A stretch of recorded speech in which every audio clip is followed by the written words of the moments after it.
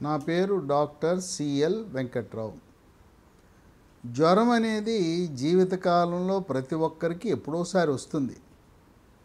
నాకెప్పుడూ రాలేదు అని చెప్పటం అంటే అది అబద్ధమే. అయితే తీవ్రమైన జ్వరం రాకపోవచ్చు, కొద్దిగా జ్వరం వచ్చే అవకాశం ఉంది. ఈ జ్వరాలకి సాధారణంగా కారణం ఏంటంటే వైరస్సుల వల్ల వస్తుంది. ఫ్లూ వైరస్, దానివల్ల జ్వరం రావచ్చు. లేదు ఇంకా ఈ అంటువ్యాధులు, దోమల వల్ల, వైరస్సుల వల్ల. డెంగ్యూ జ్వరం, డెంగ్యూ అనేది దోమపోటు వల్ల వస్తుంది. మలేరియా, అది కూడా దోమ వల్లనే. ఇక టైఫాయిడ్, కలుషిత ఆహార పానీయాల వల్ల టైఫాయిడ్ వస్తుంది. ఇవి కాకుండా గొంతు నొప్పి, టాన్సిల్స్, ఇవి ఎక్కువగా పిల్లలకు వస్తుంటాయి. పిల్లలకి టాన్సిల్స్, గొంతు నొప్పి చాలా ఎక్కువగా వస్తూ ఉంటుంది. పెద్దవాళ్ళకి సైనస్లో చీము ఉన్నప్పుడు కూడా జ్వరం వస్తుంది. అలాగే మూత్రములో షుగర్ ఉన్న వాళ్ళకి మూత్రములో చీము కణాలు, సూక్ష్మజీవులు ఉండటం వల్ల యూరిన్లో ఇన్ఫెక్షన్లు, స్త్రీలకు పురుషులకు కూడా మూత్రములో ఇన్ఫెక్షన్స్, యూరినరీ ఇన్ఫెక్షన్స్ వల్ల కూడా చలి జ్వరం, అది తీవ్రంగా మలేరియాలో ఏ విధంగా ఉంటుందో ఆ విధంగా వస్తుంది. ఈ జ్వరం రాగానే వెంటనే మనం పరిగెత్తుకెళ్ళి హాస్పిటల్కి వెళ్ళటం, టెస్టులు చేయటం అవసరం లేదు. మనం కొన్ని గృహ వైద్యాలు, చిట్కాలు, ఓ 10 చిట్కాలు, మన పెద్దలు కూడా, పూర్వీకులు ఎప్పుడు కూడా జ్వరానికి గృహ వైద్యం చేసేవారు. అయితే ఆ కాలంలో జ్వరం వస్తే లంకణం అని పెట్టేవారు. లంకణం అనగా ఉపవాసం. అది మాత్రం ఆధునిక వైద్య శాస్త్రం అంగీకరించదు. ఎందుకంటే జ్వరం ఉన్నా కూడా మీకు నచ్చిన ఆహారము తీసుకోవటం అనేది మంచిది. పౌష్టికాహారము తీసుకోవటం ద్వారా రోగ నిరోధక శక్తి పెరిగి త్వరగా కోలుకుంటారు. కనుక ఉపవాసము, లంకణం అనేది మన పూర్వీకులు చెప్పిన దాన్ని పాటించవలసిన అవసరం లేదు. ఈ 10 చిట్కాలు.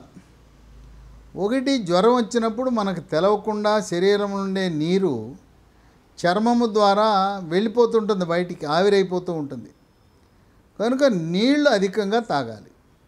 జ్వరం వచ్చినప్పుడు ఫ్రిడ్జ్లో నీళ్లు, చల్లటి నీళ్లు తాగటం కంటే గోరువెచ్చని నీళ్లు గంటకు 1 గ్లాసు, కనీసము రోజులో 3 లీటర్ల నీళ్లు తాగాలి. నీళ్లతో పాటు మరికొన్ని ద్రవాలు కూడా తీసుకోవటం మంచిది. ద్రవాలు మజ్జిగ, చెరుకు రసము, అలాగే పళ్ళ రసము, వెజిటబుల్ జ్యూసు, ఇలాంటి ఏ ద్రవమైనా కూడా తీసుకోవచ్చు. జ్వరం వచ్చిన వాళ్ళు కొబ్బరి నీళ్ళు ఎక్కువగా తాగటానికి ఇష్టపడతారు. ఎన్నైనా తాగొచ్చు. కొబ్బరి నీళ్ళకి అపరిమితంగా గంటకు తాగినా కూడా మంచిది, ఎటువంటి అనర్థాలు లేవు. ఆ విధంగా మొదటి సూత్రం, చిట్కా, ద్రవము అధికంగా శరీరంలోకి వెళ్ళాలి, త్వరగా కోలుకుంటారు. ఇక 2, ఈ జ్వరం వచ్చినప్పుడు చాలామంది ఒక చిన్న గుడ్డ తడిపి ఈ నుదుటి మీద వేస్తారు. కళ్ళపై భాగాన చిన్న గుడ్డ తడిపేస్తారు. దానివల్ల ఎటువంటి ప్రయోజనం ఉండదు.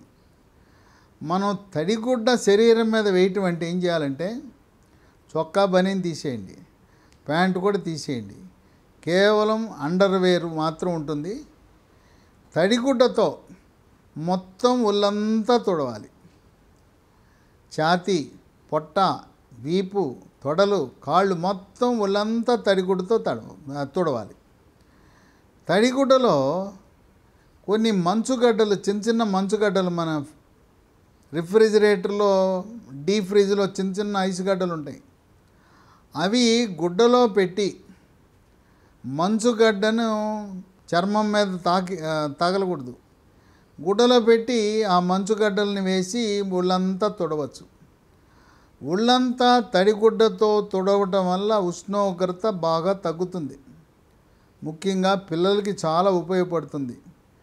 పిల్లలకి ఉష్ణోగ్రత పెరిగితే, జ్వరం వస్తే ఫిట్స్ వస్తాయి. కనుక అటువంటి ఫిట్స్ రాకుండా, మూర్ఛ రాకుండా కాపాడటానికి పిల్లలందరికీ తడిగుడ్డతో తుడవండి. చల్లటి నీళ్ళు లేదు మంచుగడ్డలు వేసి తుడిచినా కూడా మంచిదే. బట్టలుండి బట్టలపైన చొక్కా ప్యాంట్ అన్నీ వేసి దాని మీద మనం గుడ్డతో తుడిచిన ఉపయోగం లేదు.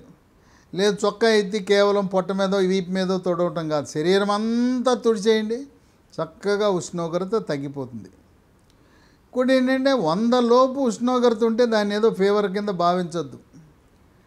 99 ఉంటే అది మనం ఫీవర్ కింద భావించాల్సిన అవసరం లేదు, దాన్ని మనం పెద్ద పట్టించుకోవద్దు.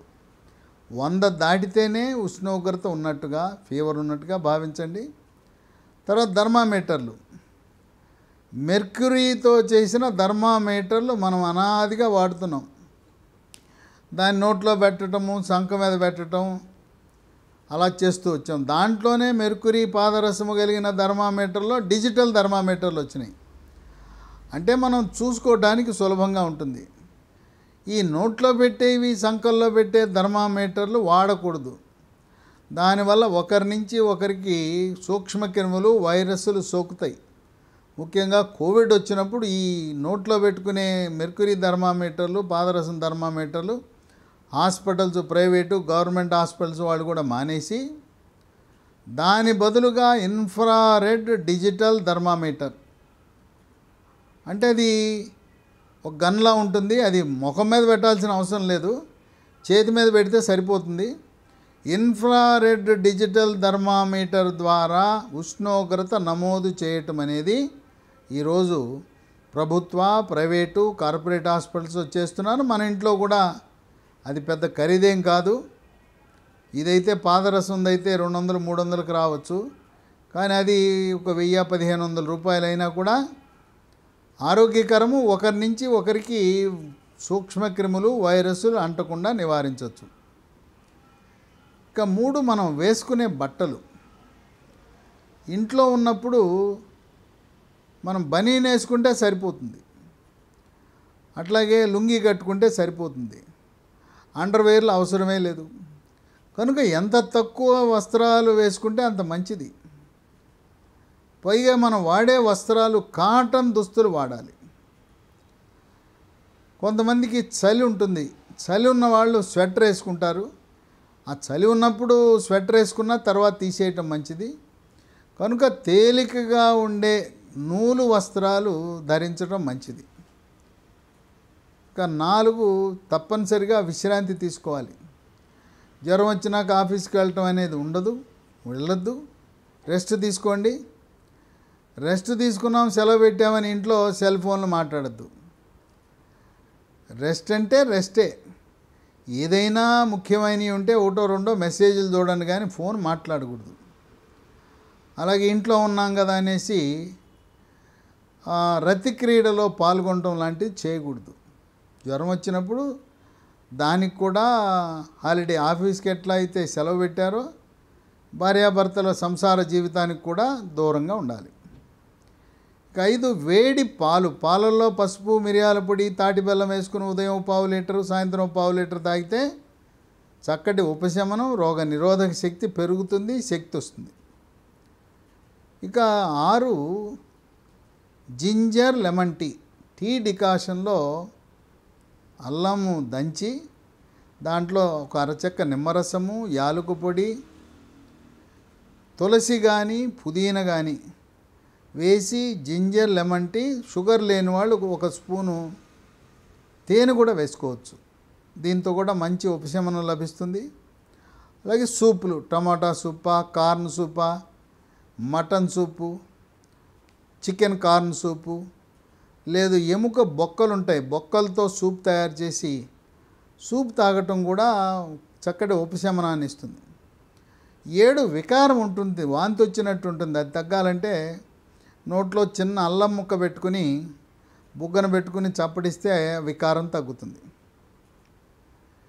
ఇక 8, మనం తీసుకునే ఆహారం శాకాహారం తీసుకోండి. తేలికగా జీర్ణమయ్యే ఆహారం తీసుకోండి. పండ్లు అధికంగా తీసుకోవాలి. పచ్చి కూరగాయలు తినచ్చు. డ్రై ఫ్రూట్స్ కూడా నానబెట్టుకుని తినచ్చు, మొలకలు కూడా తినచ్చు. మీకు నచ్చింది శాకాహారము మీకు ఏది కావాలంటే అది తినచ్చు. పండ్లు అధికంగా తినటం మంచిది. కొంతమంది జ్వరం వస్తే బ్రెడ్ తింటారు. సరే, బ్రెడ్డు జాము వాడితే మంచిదే. ఇప్పటికి కూడా ప్రభుత్వ హాస్పిటల్లో అక్కడ రోగులకు బ్రెడ్డు పాలు ఇస్తుంటారు. కోడిగుడ్డు తినాలనిపిస్తే కోడిగుడ్డు తినచ్చు, మంచిదే. కనుక శాకాహారానికి పరిమితమైతే తేలిగ్గా జీర్ణమయ్యే ఆహారం తీసుకోండి. 9 స్నానం చెయ్యాలా లేదా? స్నానం చేయటం మంచిది. గోరువెచ్చని నీళ్ళతో స్నానం చేయండి, చన్నీళ్ళతో చేయొద్దు. గడ్డం గీసుకోండి. గడ్డం గీసుకోకపోతే మీకు చిరాకుగా ఉంటుంది. గడ్డం గీసుకోండి, స్నానం చేయండి, శుభ్రమైన దుస్తులు వేసుకోండి. ఇక 10 ట్యాబ్లెట్లు ఏమన్నా వాడాలా? అందరిళ్లలో కూడా ఈ రోజున పారాసిటమాల్ సిరప్లు, పారాసిటమాల్ ట్యాబ్లెట్లు ఉన్నాయి. డోలో 650 మిల్లీగ్రామ్ 3 పూట్ల 3 వేసుకోండి. అవసరమైతే ప్రతి 6 గంటలకు ఒకటి వేసుకోవచ్చు. ఈ పారాసిటమాల్ డాక్టర్ సలహా అవసరం లేదు, మనమే వాడుకోవచ్చు. ఇంట్లో పారాసిటమాల్ ఇంట్లో పెట్టుకోండి. డోలో 650 వాడచ్చు. ఒక 5 రోజులు ఈ గృహ వైద్యాలు పాటిస్తూ మనం ఇంట్లోనే రెస్ట్ తీసుకుంటూ కాలం గడపచ్చు.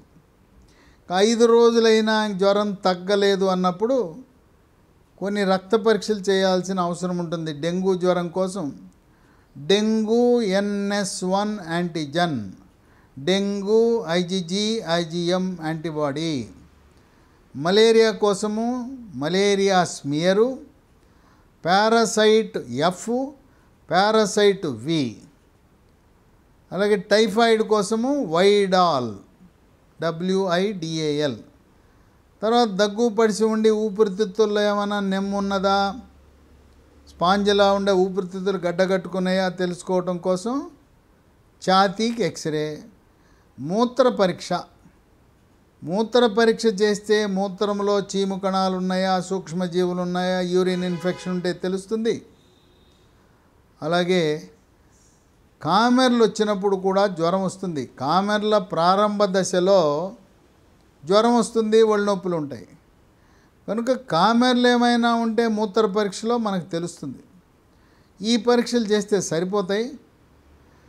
ప్రతి జ్వరం ప్రారంభం అవగానే లాంఛనంగా హాస్పిటల్కి వెళ్ళటం, డాక్టర్ల దగ్గరికి వెళ్ళవలసిన అవసరం లేదు. నేను చెప్పిన 10 రకాల గృహ వైద్యాలు చిట్కాలు పాటించటము ద్వారా 100లో 99% జ్వరాలు వాటంతటికి అవే తగ్గిపోతాయి. టెన్షన్ పడద్దు, ఆందోళన చెందవద్దు.